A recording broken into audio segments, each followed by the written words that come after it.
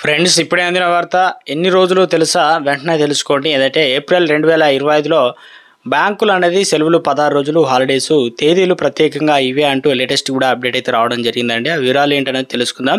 ఇక మార్చి నెల కంప్లీట్ అయితే ముగిసిపోతుంది కాబట్టి ఏప్రిల్కి సంబంధించి అప్డేట్స్ అయితే రావడం జరిగిందండి. బ్యాంకు హాలిడేస్ సంబంధించి ఎండ్ వరకు చూడండి, స్కిప్ చేయకుండా అర్థమవుతుందండి. మొదటిసారి ఛానల్ వస్తే తప్పకుండా సబ్స్క్రైబ్ చేసుకొని bell button all notification activate చేసుకోండి. చూస్తున్నారు కానీ లైక్ చేయడం మర్చిపోతున్నారని వెంటనే లైక్ చేయండి. లేట్ చేయకుండా వీళ్ళకి అయితే వెళ్ళిపోదామండి. మనం కొన్ని రోజుల్లో మార్చి నెల ముగియనుంది, తర్వాత ఏప్రిల్ మాసం రానుంది అనమాట, కొత్త నెల. అయితే ప్రతి నెలలో కూడా కొన్ని ముఖ్యమైన సెలవులతో పాటు రాష్ట్రాల ఆధారంగా హాలిడేస్ కూడా మారుతుంటాయి.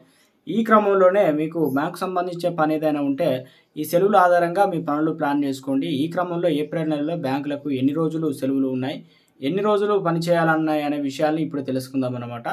ఏప్రిల్ 2025 బ్యాంక్ సెలవుల జాబితా సంబంధించి 01 ఏప్రిల్ 2025కు సంబంధించి మంగళవారం వార్షిక ఖాతా ముగింపు కారణంగా మేఘాలయ, ఛత్తీస్గఢ్, మిజోరం, బెంగాల్, హిమాచల్ ప్రదేశ్ మినహా దేశవ్యాప్తంగా బ్యాంకులకు సెలవులు ఉంటాయి. ఏప్రిల్ 5 తారీఖున శనివారం బాబా జగజీవన్ రావు పుట్టినరోజు సందర్భంగా తెలంగాణ బ్యాంకులు అయితే హాలిడే ఉంటాయి. తర్వాత ఏప్రిల్ 6 తారీఖున ఆదివారం వారాంతపు సెలవు అయితే ఉంటుంది. ఇక 10 తారీఖున వచ్చేసి గురువారం మహావీరు జయంతి ఉంటుంది. ఈ నేపథ్యంలో ఛత్తీస్గఢ్, జార్ఖండ్, అదేవిధంగా కర్ణాటక, మధ్యప్రదేశ్, మహారాష్ట్ర, మిజోరం, ఇక పంజాబ్, ఉత్తరప్రదేశ్, రాజస్థాన్, పశ్చిమ బెంగాల్, ఢిల్లీ, తమిళనాడు ప్రాంతాల్లో హాలిడే ఉంటుంది. 12 తారీఖు ఏప్రిల్ అవుతుంది. ఇక ఇదైతే శనివారం, రెండో శనివారం అవుతుంది. దేశవ్యాప్తంగా అన్ని బ్యాంకుల సెలవులు అయితే ఉంటాయి.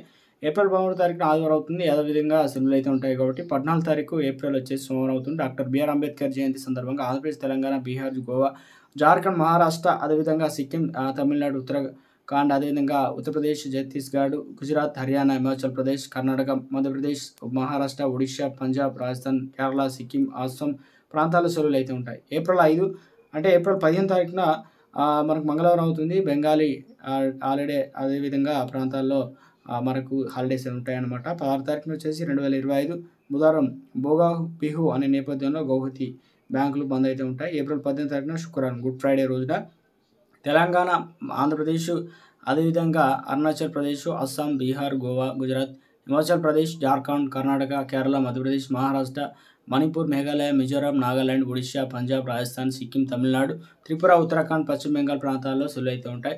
20 ఏప్రిల్ 2025లో ఆదివారం వారాంతపు హాలిడే ఉంటుంది. ఇక 21 ఏప్రిల్ 2025లో సోమవారం గరియా పూజ సందర్భంగా త్రిపురలో బ్యాంకులకు అయితే హాలిడే ఉంటుంది.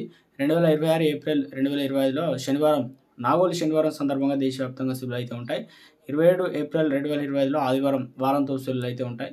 29 2025 మంగళవారం మహర్షి పరశురామ జయంతి నేపథ్యంలో సిమ్లాలో సెలవులు ఉంటాయి.